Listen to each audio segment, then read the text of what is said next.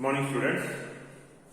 In the last class, we have discussed about the differences between the acute and chronic diseases and various effects that are caused by the acute diseases and chronic diseases. Now, let us discuss about the causes of diseases as well as the types of the diseases based on the immediate cause of the diseases. Right. Diseases are caused by various reasons, but these reasons or the causes can be arranged at various levels. If a person has got loose motions, then the immediate cause will be the agent which has caused the disease, that is the virus or some bacteria or some protozoan by which the loose motions have taken place. But in a given community, why only one person has got the disease? Why not the other persons? This person, he got the disease because he drank some unclean water in which the causative agent is present. Hence, virus is the immediate cause, but from where the virus has come? From unclean water. So, drinking unclean water has made him to become sick. But the same water was taken by remaining other persons also. But why didn't they get disease? Why alone this person has got the disease? That means this person's body is not completely physically healthy. It is already unhealthy. Okay, this person's body is already unhealthy, not well, not physically well. Means his body is not able to just resist with some pathogenic organisms that are entering into the person's body. Whereas in other person's body, even the same organism is entered, that organism is killed or eliminated from those person's body. Means they are very healthy, this person is not healthy. Okay. Why this person is not healthy? Because this person is not properly fed, or this person is not given balanced diet. This person is not given balanced diet. So, not giving balanced diet is called malnourishment. So, malnourishment is the second level cause. Virus is the first level cause, malnourishment is the second level cause. Of course, there are some more persons who also didn't didn't get the proper nourishment, but still they didn't get the disease. When improper nourishment is given or malnourishment is observed among some persons, why only some persons are getting disease, why not others? There is some genetic difference among all these persons. In some persons, the genetic makeup is not allowing to get or to come across with the disease causing agent that easily, whereas in other persons it is allowing. So the genetic difference is making the person to be prone to get attacked by the disease causing agent very easily. Okay. Why the persons didn't get proper or clean water, clean drinking water? Why did they drink the unclean water? Why did they drink unclean water? Okay, or why didn't they get clean drinking water? It's because of a lack of proper public services like providing clean or safe drinking water. Nowadays, governments are focusing more on this aspect in many states. Okay, because through contaminated water or unclean water, many diseases can spread very easily. So only supplying safe drinking water, it is the primary responsibility of the government. Okay, and if the public services are not providing the safe or clean drinking water, then obviously the persons have to drink this unclean drinking water, so that if there are some genetic differences in those persons which will make them very easily to become affected by the disease causing agent, they will get affected. So lack of this proper public services and not providing safe drinking water, these can be considered, okay, as third level causes. Of course, why malnourishment? Why malnourishment? That has to be discussed again. Malnourishment, why persons are not taking balanced diet? If they have to take balanced diet, they need to buy all the necessary items to prepare balanced diet. If they have to buy, they need money. If their economic condition is not good enough, then how can they just think of taking balanced diet? It is difficult. It is difficult.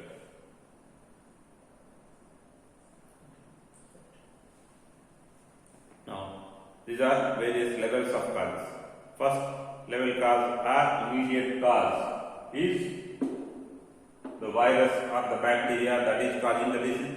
Second level causes are malnourishment, already being not healthy, that is second level cause, or genetic differences. These are second level causes. And third level causes are not providing safe drinking water and having poor economic conditions. These are the third level causes. And these second and third level causes are also called contributory causes. They are also called contributory causes. Okay. Right. Now, previously, based on the duration of the disease and based on the severity of the symptoms of the disease, we have discussed that diseases are of two types, acute and chronic, like that. Now, we will classify the disease based on the immediate cause of the disease, by which the disease is caused. Okay. There are two different types or distinct types of immediate causes of the disease. First cause is infectious agent. Okay. Mostly these are microorganisms like bacteria, protozoans, viruses, sometimes certain. Okay, even though they are not microorganisms, but small organisms like nematodes, platyhelminth organisms, next to fungi. All these sort of organisms are the infectious agents. These infectious agents cause the disease, and when they cause the disease in some persons, when the healthy persons are not, they are coming across with this diseased persons, then they also will get the disease. So, as these are caused by the infectious agents, these diseases are called infectious diseases. And second type is non-infectious diseases. These non-infectious diseases are not caused by the infectious agents like microorganisms or bacteria, protozoans or nematodes or viruses, but they are caused by some internal causes and rarely some by abiotic causes. And these diseases generally do not get spread from one person to other persons, even when a healthy person is coming across with a diseased person. Let us go in detail, about the differences between the infectious diseases and non-infectious diseases. Infectious diseases. The immediate cause for the infectious disease is external agents like microorganisms only. These microorganisms can be spread easily from one person to other person through various means, through water, through air, through some vectors like mosquitoes, houseflies, cockroaches, etc. Whereas non-infectious diseases, the immediate cause is mostly internal cause like physiological abnormality, genetic differences. Okay, and like in some cases external causes also, but these external causes are not like these microorganisms, but they are pollutants, abiotic pollutants. Like if a person has gone out, okay, and just traveled across various cities and has come across various pollutants, then due to the pollutants, that person will get the disease, right? And this disease cannot be spread from this person to other person, because pollutant, it cannot be just spreading from one person to other person, right? Since infectious diseases can spread in community from one person to other persons by means of various communications, like through water, through air, through vectors. These diseases are called communicable diseases and also called contagious diseases. And non-infectious diseases, they do not spread from one person to other person in community through any agents. So they are called non-communicable diseases or non-contagious diseases. Examples for this infectious diseases: malaria, it is caused by a protozoan called Plasmodium, which can be spread from one person to other person through female Anopheles mosquito bite.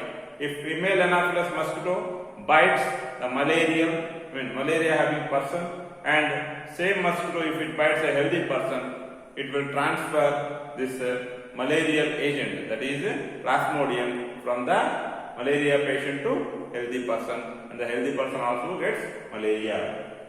Typhoid, it is caused by a bacterium called Salmonella typhi through contaminated water. Okay, it will spread from one person to other person. AIDS, acquired immunodeficiency syndrome. We all know very well, okay, about this disease, and it is spread. It is actually occurring due to human immunodeficiency virus. H for human, I for immunodeficiency, V for virus, HIV virus, and through sexual contacts, unusual sexual contacts, and through abnormal blood transfusions, this disease will spread from one person to other person. Candidiasis, it is like itching, ringworm type, which will spread, which is caused by a fungus called Candida albicans, and this disease also can spread from one person to other person through contaminated water. So especially in, let's say, hospitals and all, if one child has got this disease, the other children may also get the disease, provided if they are not careful. Teniasis, it is caused by the platyhelminthic organism Taenia solium, okay, which spreads from one person to other person by the eating of the improperly cooked beef or pork. Next, coming to various non-infectious diseases.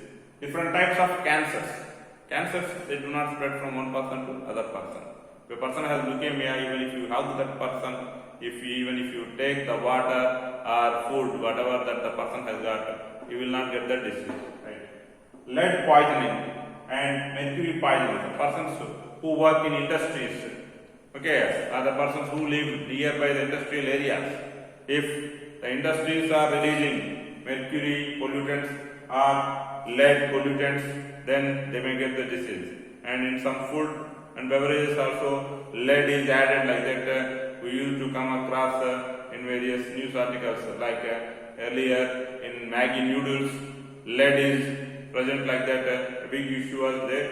Okay, and for some period of time, even that Maggi also was banned for some days. Right? Malnutrition related diseases. The persons are not taking balanced diet, then the persons may tend to get different diseases based on the lack of specific nutrients. Okay, if the person is not having enough amount of vitamin A in the person's diet, then the person may suffer with xerophthalmia or night blindness. Okay, and if the person's diet is not having B1 vitamin in the person's diet, then the person may suffer with the disease very, very.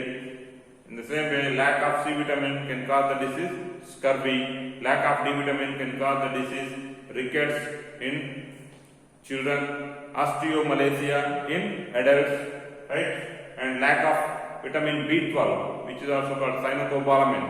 Okay, if the person's diet is not having cyanocobalamin or vitamin B12, then the person may suffer with the disease pernicious anemia or severe anemia, right? Hemoglobin levels will be low in such persons, and the persons will be generally having a lot of tiredness. When hemoglobin is low, oxygen supply will be reduced. When oxygen supply is reduced, cellular respiration is carried out at low rate. When cellular respiration is carried out at low rate, energy is produced at a very low quantity. When energy is produced in low quantity, the person will generally have tiredness or weakness. This is how the infectious and non-infectious diseases are there and their differences. Remaining things we will discuss in the next class. Thank you.